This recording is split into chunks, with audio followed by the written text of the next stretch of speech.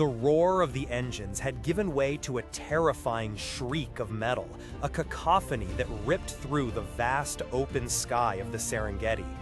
Below, the golden savannah stretched endlessly, utterly indifferent to the small, futuristic jet plummeting towards its embrace. Inside, a young team, idealistic and perhaps a touch naive, braced for impact. Scott Summers, Cyclops, barked orders over the intercom, while Jean Grey, her mind a whirlwind of fear and focused power, reached out instinctively, trying to cushion the blow. The crash was violent, a brutal tumble of steel and glass, scattering debris across the ancient plains. Silence descended, thick and disorienting, broken only by groans and the hiss of ruptured fuel lines. As the dust began to settle, one by one, the young mutants, battered but alive, pulled themselves from the wreckage. Beast, Iceman, Angel, Cyclops, and Jean Grey. They were lost, injured, and utterly alone in a world far removed from their mentor's Westchester mansion. But they were not truly alone. From the horizon, as if summoned by the very turbulence they had brought, a figure emerged. Tall, regal, with hair as white as the clouds and eyes that held the wisdom of the sky itself. Aurora Monroe, revered as a goddess by the local tribes, a child of the storm who commanded the very elements. She had witnessed the fiery descent of the sky beast and felt the tremor in the earth. Her heart, pure and compassionate, compelled her to investigate. She moved with an ethereal grace, her presence a silent, powerful force. The wounded X-Men, seeing her approach, were torn between wonder and trepidation.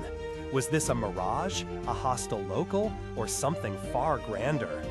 Aurora, sensing their distress, wasted no time. With a gentle lift of her hands, the wind, her oldest friend, began to gather. She called forth a cool breeze to soothe their burns, then a light rain, not to douse them, but to bring hydration and comfort. She was an embodiment of nature's power, but wielded with a nurturing touch. As Aurora tended to their injuries, her touch surprisingly delicate for someone so powerful, Jean Grey felt an irresistible pull. Through the haze of pain and wonder, Jean extended her mind, a tendril of pure thought reaching out to the woman of the skies. She didn't seek to control or command, but simply to understand, to connect. And Aurora, unburdened by the cynicism of the modern world, without the mental shields many mutants learned to erect, welcomed the connection. In that silent communion, a flood of images, feelings, and memories passed between them. Jean saw Aurora's life, the reverence of her people, her deep connection to the land, her innate power over the weather, her profound innocence regarding the wider world. Aurora, in turn, experienced the dizzying rush of Jean's mind, the bustling cities, the complex machinery, the alien concept of schools and superheroes, the sense of family within the X-Men. It was an instant, profound understanding, a sisterhood forged in the crucible of a chance encounter. A bond not of blood, but of spirit that would shape their lives forever. When their plane was sufficiently repaired for a difficult flight back and the X-Men prepared to depart, Professor Xavier extended an invitation to Aurora. He sensed her immense potential, not just as a mutant, but as a leader, a compassionate soul. The thought of leaving her people, her home, was a daunting one for Aurora.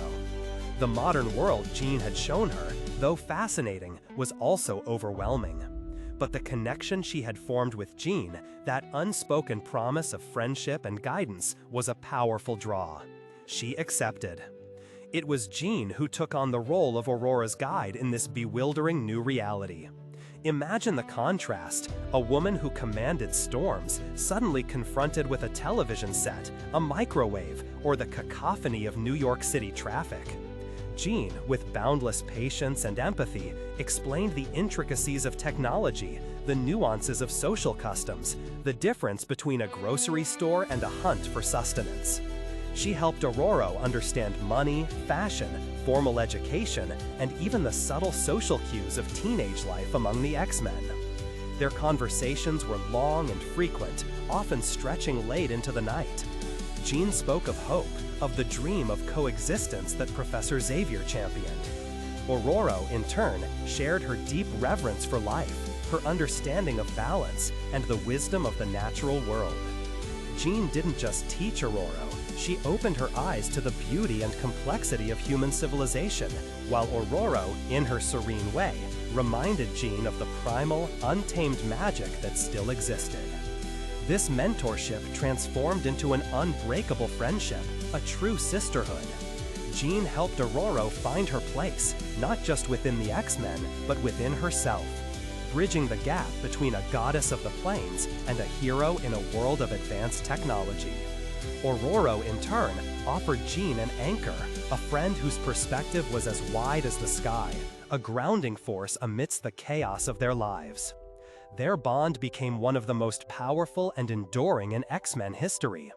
It began with a crash, a rescue, and a silent, telepathic handshake in the heart of the Serengeti. It blossomed into a profound connection that transcended worlds, teaching us that true friendship can be found in the most unexpected places, bridging cultures, experiences, and even realities.